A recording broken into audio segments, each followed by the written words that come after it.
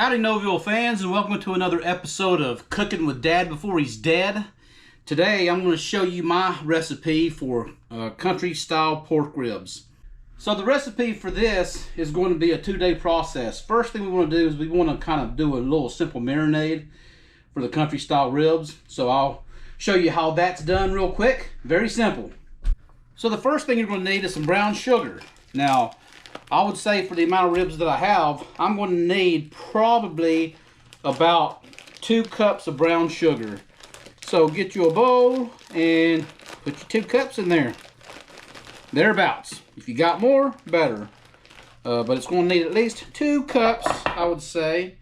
And that will be good enough for me. Now, I'm going to cheat a little bit today because I've been busy all day and had a lot to do with work and going on the property, getting it mowed and doing that kind of stuff, so I just got in. But I'm going to use some garlic. Now, you can take fresh garlic and chop it up if you want to, but I'm going to use this stuff here.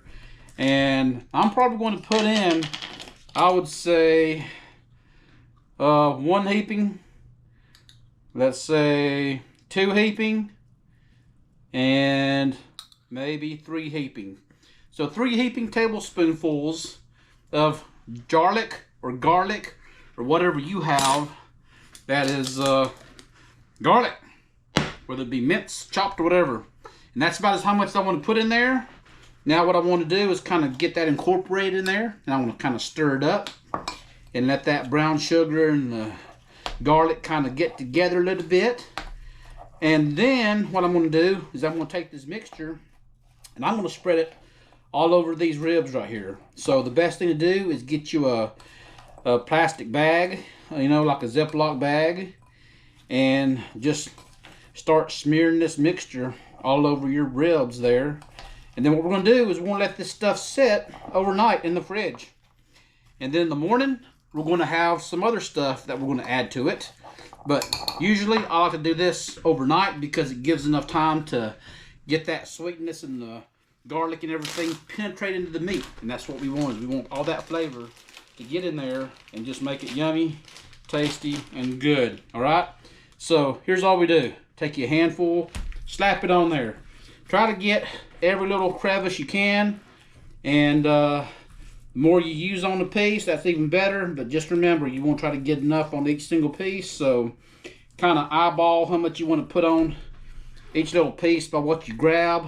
And I would say that, you know, maybe 2 to 3 tablespoonfuls per rib may be enough.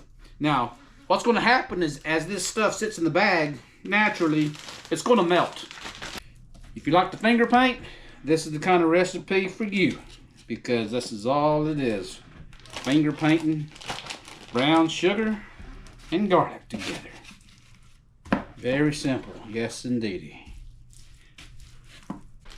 I'm going to close that up, and that's pretty much it. Take this, stick it in the fridge overnight, and then in the morning, I'll show you step 2 in the process, alright? See you in the morning.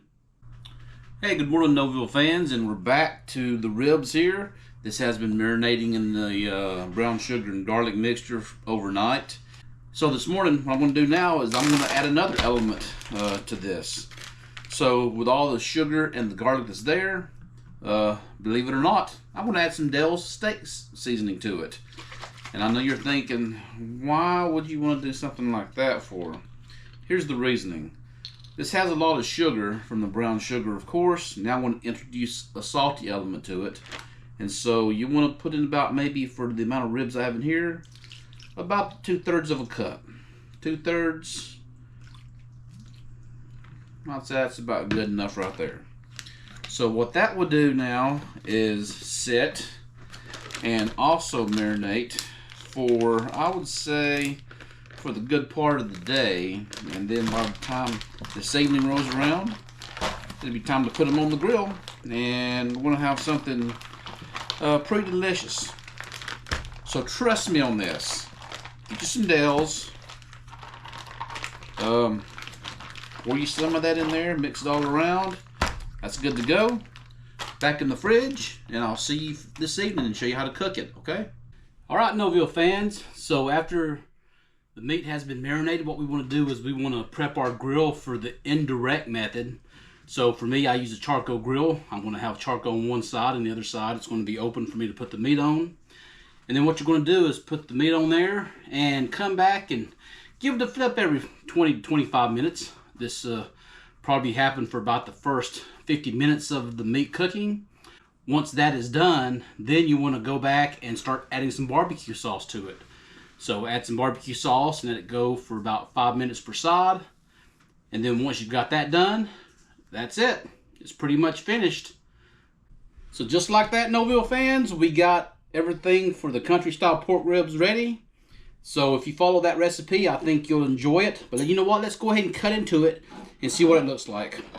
For sides, I just did a simple squash, zucchini, marinade, and some Italian dressing.